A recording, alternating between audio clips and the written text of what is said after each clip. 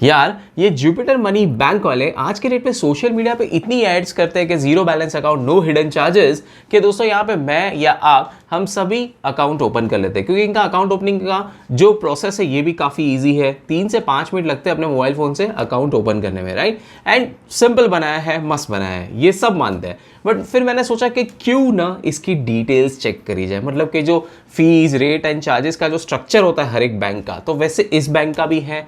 And वो क्या कहता है, कहते हैं ना कि devil lies in the details. तो आज के इस वीडियो में मैं आपको यही चीज बताने वाला हूं कि इसका ये जो expanded fees, rate and charges का जो स्ट्रक्चर है ये क्या कहता है, ये क्या बताता है। ये है मेरा स्टाइल इसे रिव्यू करने का कि अगर आप जुपिटर में कस्टमर बनते हो तो आपको फिर आगे क्या चीज़ें ध्यान रखनी है या क्या ऐसे चार्जेस है जो जुपिटर लगा सकता है। तो वीडियो थोड़ी सी लंबी ज़रूर हो सकती है बट आपके बहुत ही काम आएगी। वीडियो अच्छी लगे तो इसे लाइक ज़रूर करें, मेरी चैनल को सब्सक्राइब करके बेल नोटिफिकेशन आइकन को भी ज़रूर दबा दें। चलिए शुरू करते हैं। तो अभी आप मेरे पीछे जो स्क्रीन देख रहे हो ये है लैपटॉप की स्क्रीन एंड मैंने यहाँ पे एक लिंक ओपन कर रखी है विच इज़ दिस वन। ये जो लिंक है ये ऑफिशियल लिंक है जुपिटर के फी, रेट्स एंड चार्जेस को चेक करने के लिए। सो मैं इसे डिस्क्रिप्शन में भी दे दूंगा ताकि इसके यहाँ पे जो डिटेल्स है इसे आप क्रॉस चेक कर पाओ। ये लास्ट अपडेट हुआ है 1 सितंबर 2021 को। सो 2022 में अगर कभी इसका कोई अपडेट आया तो ऑब्वियसली आप इसी लिंक पे आओगे तो आपको कुछ अगर नया होगा तो यहाँ पे नज़र आ जाएगा। सबसे पहले लिखा है सेविंग्स अकाउंट। देन ऑब्वियसली हम जो जुपिटर में जब अकाउंट ओपन करते हैं ना, जो जुपिटर की अकाउंट ओपनिंग लिंक होती है, वैसे वो लिंक जो है वो मैंने मेरे इस वीडियो के पिन कमेंट एंड डिस्क्रिप्शन में दे दी है। वहाँ से भी आप क्लिक करके डायरेक्टली आप यहाँ पे अकाउंट ओपन कर सकते हो, रेफरल लिंक है। तो जो आपका अकाउंट ओपन होता है वो होता है सेविंग्स अकाउंट। अब यहाँ पे लिखा है minimum average balance zero balance account. Nice. इसका मतलब कि यहाँ पे कोई स्टार वार तो नहीं दिया, तो इसका मतलब ये क्लियरली मेंशन्ड है कि ये जीरो बैलेंस अकाउंट है। यहाँ पे बिल्कुल कोई दिक्कत आने वाली नहीं है। Interest rate on savings account that is 2.5% per year. Interest rate 2.5% per year है। अब मेरे नज़रिए में अगर मैं इसे रिव्यू कर रहा हूँ तो मुझे ये समझ में नहीं आता कि यहाँ पे इंटरेस्ट रेट थोड़ा सा कम है। कम इन द सेंस के इसके अलावा काफ़ी ऐसी जीरो बैलेंस बैंक अकाउंट्स हैं जहाँ पे शायद इससे और थोड़ा बेटर इंटरेस्ट मिलता है। There are lots of them.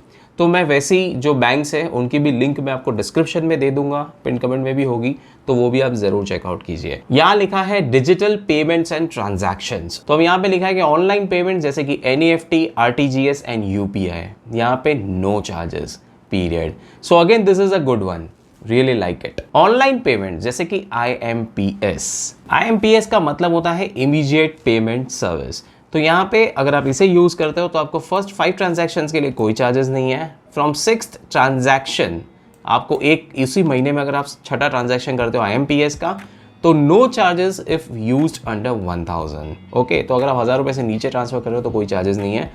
1000 से 1 लाख तक ट्रांसफर कर रहे हो तो आपको ₹5 पर ट्रांजैक्शन लग जाएगा। 1 लाख से 2 लाख के बीच में अगर आप ट्रांसफर कर रहे हो IMPS के थ्रू तो आपको 15 रुपये पर ट्रांजैक्शन लग सकता है। एंड अबाउट 2 लाख 17 रुपया पर ट्रांजैक्शन लगता है। सो ये है IMPS के लिए। अगर आप ज़्यादातर IMPS को यूज़ कर रहे हो तो ये आपके लिए मैटर करता है। बात करते हैं अब debit card and ATM charges की। Get a physical debit card for the first time, no charges. Nice. Replacement fee in case of wear and tear और लॉस्ट कार्ड। सो अगर आप कार्ड को, जैसे अगर आपने ये फर्स्ट टाइम तो आपने फिजिकल डेबिट कार्ड मंगवा लिया, अब आपने 2-3 साल कार्ड को यूज़ किया, wear and tear, normal wear and tear आप वॉलेट में रख रहे हो, निकाल रहे हो, यूज़ कर रहे हो, वैसे में अगर कार्ड को कुछ हो जाता है और आप उसे रिप्लेस करवाते हो तो नो चार्जेस। अगर आपका कभी वॉलेट गुम गया या आपका एक कार्ड गुम गया और अगेन आप नया मंगवाते हो तो again no charges. Now this is also really nice. नहीं तो कुछ बैंक्स इन चीज़ों में कमाने के पीछे पड़े होते हैं, बट यहाँ पे ये अच्छी बात है, ये ऐसा नहीं कर रहे हैं। Yearly charges on debit card, no charges. Nice. मतलब यहाँ पे जो ये एड्स में बता रहे हैं वो ये चीज़ सच में है। Transaction fee if you use Federal Bank ATM, no charges. So आप पूरे महीने में अनलिमिटेड आप कितना भी आप इसे यूज़ करो फेडरल बैंक के ATM पे, यहाँ पे कोई भी दिक्कत नहीं आएगी। Transaction fee if you use any ATM other than federal bank. So federal bank का ATM छोड़कर आप इसे कहीं और यूज़ करते हो इस कार्ड को, तो आपको फर्स्ट 5 ट्रांजैक्शंस पर मंथ फ्री मिल जाते हैं, जो अगेन ये ऐड में बताते हैं सही है। आफ्टर 5 ट्रांजैक्शंस आपको 21 रुपीज़ फॉर कैश विड्रॉल लगेगा। एंड मतलब क्या कि 6ठे ट्रांजैक्शन से अदर ATMs पे। एंड ₹10 फॉर बैलेंस चेक और मिनी स्टेटमेंट पर ट्रांजेक्शन। कभी कभी ये होता है ना कि हमें लगता है कि यार बैलेंस चेक या मिनी स्टेटमेंट तो फ्री हो जाता है, नहीं, ये आप देखिए यहाँ पे आपको ₹10 लगेगा, ठीक है। नीचे है cash withdrawal from any ATM outside India. तो अगर आप इन केस आउटसाइड इंडिया जाते हो एंड फिर आप इस कार्ड को यूज़ कर रहे हो तो यहाँ पे आपको ₹100 पर कैश विड्रॉल लगना है, that is what is mention. And ये है ₹100 पर cash withdrawal plus 3.5% forex fee on transactions beyond the specified limits of 25,000 per month for savings account. So अगर आप ये कर रहे हो, ये लिमिट को आप क्रॉस कर रहे हो तो आपको फिर ये भी लगना है। एंड 1 लाख पर month for pro salary account. तो ये एक डिफरेंट अकाउंट टाइप है, सो इसमें लिमिट्स थोड़ी ज़्यादा दी गई हैं। इसके बाद बात करें बैलेंस चेक और mini statement from any ATM outside India, तो ये है ₹25 पर इंक्वायरी। इसके बाद यहाँ पे लिखा है cross currency forex charges on international debit card transactions. यहाँ पे है 0 forex fee on international spends, ये अच्छी बात है। Up to ₹25,000 per month for savings account. So 25,000 की लिमिट है, अगर उसके ऊपर अगर आप अगर स्पेंडिंग कर रहे हो तो फिर ऑब्वियसली आपको फॉरेक्स फी लगेगी, जो यहाँ पे ऊपर बताई गई थी, प्लस 3.5% फॉरेक्स फी। तो इन चीज़ों को अगर आप ध्यान से समझ लो ना तो आपकी लाइफ काफ़ी आसान एंड काफ़ी सिंपल हो सकती है। एंड अगर आपका प्रो सैलरी अकाउंट है तो आप 1 लाख रुपीज़ पर मंथ कर सकते हो। अब लिखा है कि transaction decline fee at ATM due to insufficient funds. कभी ऐसा होता है ना कि आपके अकाउंट में सिर्फ 500 रुपये पड़े थे और आपने 1000 रुपये अंदर इनपुट कर दिया। अब आपको ऑब्वियसली वो 500 रुपये तो देगा नहीं, क्योंकि आपने 1000 रुपये इनपुट किया और 1000 रुपये है नहीं, तो वो इनसफिशिएंट फंड्स का आपको एक वो चिट्ठी आ जाएगा बाहर। तो अगर आपके फेडरल बैंक के ATM पे अगर आपसे ये चीज़ हो जाती है तो नो चार्जेस। बट अगर आप किसी और बैंक के ATM पे ये गलती कर बैठते हो तो भाई वहाँ पे आपको 25 रुपये का चार्ज लग जाने वाला है। तो इस चीज़ का ध्यान दीजिए, मतलब यहाँ पे आपको समझ के रहना है, आपको बच के रहना है। Next point, transaction decline fee in stores due to insufficient funds. तो अब सपोज कीजिए आप कोई भी शॉप से आपने कोई सामान खरीदा, 1000 रुपये का सामान है, आपके अकाउंट में 980 रुपये पड़े थे, आपको पता नहीं था, आपने कार्ड दे दिया, अब वो डिक्लाइन हो गया ट्रांजैक्शन, राइट, वो मैसेज आ जाता है। तो अगर ऐसा चीज़ हुआ तो यहाँ पे आपको कोई घबराने की जरूरत नहीं, क्योंकि यहाँ पे है नो चार्जेस। अब आता है ये branch transactions and other charges. अब दोस्तों एक चीज़ तो समझ लेनी है कि भाई जुपिटर मनी ये टोटली एक ऑनलाइन अकाउंट है। सो आइडियली हम एक्सपेक्ट भी नहीं करते या बैंक भी नहीं एक्सपेक्ट करते हमसे कि हम बैंक में जाके ब्रांच के पास से कोई भी ऐसी सर्विस लेंगे। बट अगर इन केस आप उन सर्विसेज को यूटिलाइज करते हो तो फिर क्या होगा, ये वो बताया जाता है। सो यहाँ पे ये मेंशन है कि गेट ए चेकबुक। तो branch transactions and other charges में लिखा है कि अगर आपको चेकबुक चाहिए इन केस, तो कभी कभी ऐसा होता है ना कि हमें कहीं पे कैंसिल चेक को सबमिट करना है, आपको ये अकाउंट चाहिए उसके लिए, तो अगर आपको वहाँ पे एक प्रूफ को सबमिट करना है तो उस केस के लिए अगर आप कभी मंगवाते हो, आप अपने सेविंग्स अकाउंट के लाइफ टाइम में सिर्फ 5 चेक को आप फ्री में मंगवा सकते हो। 5 लीव्स मतलब कि 5 चेक। आपने जैसे ही छठा वाला चेक मंगवाया तो फिर वहाँ पे आपको पर चेक ये लगेगा 3 रुपीज़ पर चेक। और वो जो किट आता है कुरियर के थ्रू उसका आपको 60 रुपये अलग से चार्ज लगेगा। तो अब यहाँ पे ये आपको बच के रहना है। सो इन शॉर्ट इस अकाउंट में आपको चेक्स को यूज़ नहीं करना है, अब यूँ ही पकड़ के चलिए, ये पहले 5 जो चेक है वही फ्री है, ठीक है।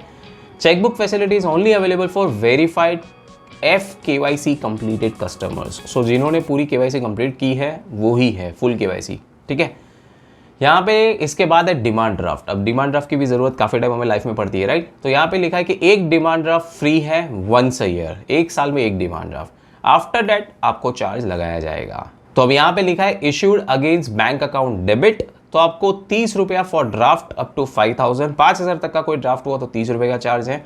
5001 से 10,000 का अगर ड्राफ्ट हुआ तो ₹50 चार्ज किया जाएगा। 4 रुपया पर 1000 subject to a minimum of ₹50 for draft from 10,000 to, ये क्या लिखा है, 10,000 टू 1 लाख, करेक्ट। हाँ, तो इसका मतलब अगर 10,001 से अगर आप 1 लाख तक का आप ड्राफ्ट बनाते हो तो भाई आपको मिनिमम ₹50 तो लगना ही है वो, तो वो ₹4 पर 1000 हो गया। तो नॉर्मली अगर आप 1 लाख का बना रहे हो तो वो ऊपर जा रहा है तो उस हिसाब से वो काउंट कर लिया जाएगा। ₹4 पर 1000 subject to maximum of ₹10,000 from draft of 1 lakh and above, ठीक है। डिमांड ड्राफ्ट अगेन कैश अगर होता है, कभी कभी ये होता है ना कि भाई हम डिमांड DD बना दो, हम आपको कैश दे देते हैं, तो यहाँ पे है ₹100 for draft up to ₹10,000 including GST। ₹8 per thousand subject to minimum of 100, so for draft of 10,001 to maximum 49,999 उसके चार्जेस लिखे हैं। अब और एक मुद्दे की बात वो है फीस फॉर NEFT या RTGS ट्रांसफर्स। और ये कौन से, ये जो आप ब्रांच में जाके आप करवाओगे ना, ये उसके लिए है, ठीक है। तो अगर आप ब्रांच में जाके कहते हो कि भाई भाई साहब मेरा ये RTGS कर दो, NEFT कर दो पैसे, तो उसके क्या चार्ज है वो है। तो RTGS एट द ब्रांच यहाँ पे लिखा है ₹20 पर ट्रांजैक्शन लगेगा फॉर 2 लाख से 5 लाख के बीच में, ₹45 पर transaction about ₹5 lakh. NEFT at the branch, ये इसके सारे डिटेल्स। सो इन शॉर्ट यहाँ पे ये लिखा है कि अगर आप RTGS या NEFT ब्रांच में से जाके करवाते हो तो हम आपसे चार्ज लेंगे। अगर ये मैं ऊपर थोड़ा सा स्क्रॉल करता हूँ, ये रहा, तो अगर आप यही चीज़ NEFT RTGS UPI खुद करते हो मोबाइल ऐप का यूज़ करके, तो ये नो चार्जेस, ठीक है। तो यार खुद ही कर लो, वहाँ से आपके पैसे बच सकते हैं। अगर आपको ब्रांच में जाके करवाने की ज़रूरत पड़ती है तो भाई तो मतलब फिर ये आपको चार्जेस भी पे करने पड़ेंगे। अब यहाँ पे लिखा है कि fees for branch visit for any of the following, okay. तो अगर आपको address confirmation, photo attestation, balance confirmation, signature verification, cheque, ECS, DD cancellation, bank statement, ऐसी कोई चीज़ आपको करनी है जो आप ब्रांच में जाके करोगे, तो फिर आपको यहाँ पे कोई चार्जेस नहीं लगेंगे for 5 visits per year, okay. 5 बार आप ब्रांच में जाके आप विजिट करके ये सारी चीज़ें करवा सकते हो। अगर इसके अलावा आप कोई रिक्वेस्ट देते हो तो सीधा ₹100 पर विजिट, ठीक है।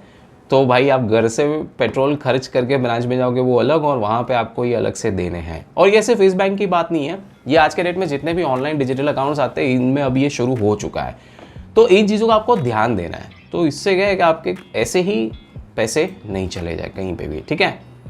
और थोड़ा सा नीचे चलते हैं, यहाँ पे लिखा है कि charges in case you fail to honour standing instructions for recurring deposit, mutual funds and SIPs।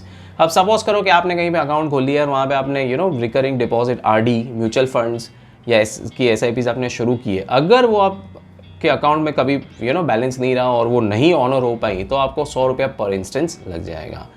And only first return in a month will be charge. अब आता है ECS और NACH डेबिट फेलियर।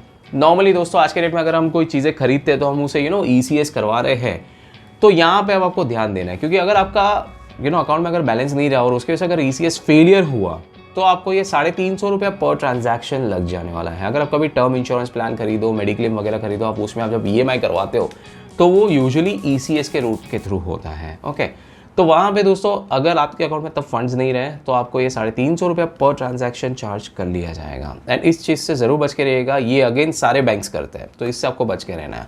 एंड और एक है कि ₹180 for return of ECS और NACH transaction for the first time. तो ये है भाई, ध्यान रखो इसका। अब बात करते हैं मेन चीज़ अकाउंट क्लोजर की। मतलब अगर आप बाय बाय बोलना चाहते हो जुपिटर मनी को तो अब क्या होगा, तो यहाँ पे क्लियरली मेंशन है कि अगर आप यहाँ पे अकाउंट खुलवाने के बाद अगर आप क्लोजर करते हो, एंड ये आप इनिशिएट कर सकते हो ब्रांच में से, ठीक है।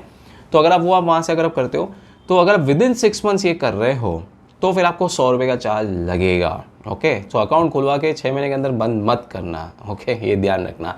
एंड अगर आप 6 से 12 महीने के बीच में अगर आप इसे बंद करते हो तो आपको ₹300 का चार्ज लगेगा, तो ये भी ध्यान रखें। 1 साल बाद आप इनका अकाउंट बंद कर लो, कोई चार्जेस नहीं है। सो अगर आपने जुपिटर में अकाउंट खुलवा दिया, आप बंद करने की सोच रहे हो, तो 12 महीने बाद करें तो कोई चार्जेस नहीं है, नहीं तो 12 महीने के अंदर तो लग ही जाएगा, ओके। नोट यहाँ पे लिखा है कि no charges if the account is closed within 14 days from the first deposit into the account. Now ये एक अच्छी बात है, ये एक एग्जिट विंडो दी गई है। सो बेसिकली कहने का मतलब ये है कि आपने समझो आज जुपिटर मनी में अकाउंट खोला, आज आपने पैसे डिपॉजिट किए, ओके। तो अगले 14 दिन तक आप चाहो उसके बिटवीन में अगर आप जुपिटर मनी का अकाउंट क्लोज कर देते हो तो आपको कोई भी चार्ज नहीं लगेगा। आफ्टर दैट ये सारी चीज़ें एप्लीकेबल हो जाएंगी, ओके। तो ये ज़रूर ध्यान रखें। Charges related to locker, cheque collection और एनी अदर चार्जेस, उसके लिए यहाँ पे मोर डिटेल्स पे क्लिक करना है। तो मैं उसके अंदर नहीं घुस रहा हूँ क्योंकि ये ज़्यादातर like Jupiter money is a purely online account, so वो ज़्यादातर देख के भी कोई मतलब नहीं है। अगर आपको एनी विच वेज अगर लॉकर की सर्विसेज या चेक कलेक्शन ऐसा कुछ करना है तो मुझे पता है आप जाओगे ट्रेडिशनल बैंक्स के पास, या मैं ये कह सकता हूँ कि आपके घर के बाजू में जिनकी ब्रांचेस होती है उसे ही आप ज़्यादा रेफर करते हो, राइट? फिर वो चाहे कोई भी बैंक हो। नीचे की तरफ यहाँ पे नोट 1 लिखा है कि any charges mention specifically in this page would have precedence over year. तो यहाँ पे एक लिंक दी गई, एक पीडीएफ फाइल है, इसे आप बाद में चेक कर सकते हो। यहाँ पे लिखा है if not mention explicitly, in charges पे आपको जीएसटी अलग देना होगा या लगेगा, विच इज 18%, ठीक है? सो वो एप्लीकेबल होगा इन चार्जेस के ऊपर। सो दोस्तों ये है जुपिटर के fees, rates and charges structure. This is what it is in detail. अब अगर आपको इसके बाद आपको लगता है कि ओके आप ज़्यादातर इसे ऑनलाइन यूज़ करने वाले हो, आप ज़्यादातर ब्रांच में नहीं जाओगे, आप आईएमपीएस का यूज़ नहीं करने वाले हो, या आप अदर एटीएम पे वो गलती नहीं करोगे जहाँ पे आपके अकाउंट में शायद 500 रुपये और आप 550 या 600 निकालने डाल दो जिससे आपको एक्स्ट्रा चार्जेस लग जाएँ, इन चीज़ों का आप ध्यान रख पाओगे तो कोई दिक्कत नहीं है। ये यहाँ पे बिल्कुल परफेक्टली आपको समझ में आ चुका है, ठीक है? तो कभी भी दोस्तों कोई भी बैंक में अकाउंट खुलवाने के पहले उस बैंक का ये जो लिंक होता है, ये जो पेज होता है, वो आप ज़रूर मांगे। हर एक बैंक का ये ऐसा एक लिंक पेज होता ही है, उसको आप रेफर करें एंड फिर आप अकाउंट ओपन करें। That is the best way. अब आप मुझे नीचे कमेंट्स में ज़रूर बताएं कि इसमें से कौन सी ऐसी चीज़ है जो आपको शायद पता नहीं थी कि जुपिटर ऐसा भी कुछ चार्ज करता है, या फिर कौन सी ऐसी चीज़ सरप्राइजिंगली आपको अच्छी लगी कि वाह यार मैंने ये एक्सपेक्ट नहीं किया था कि जुपिटर मनी ये भी फ्री दे रहा है। सो ये आप मुझे नीचे कमेंट्स में ज़रूर बताएं।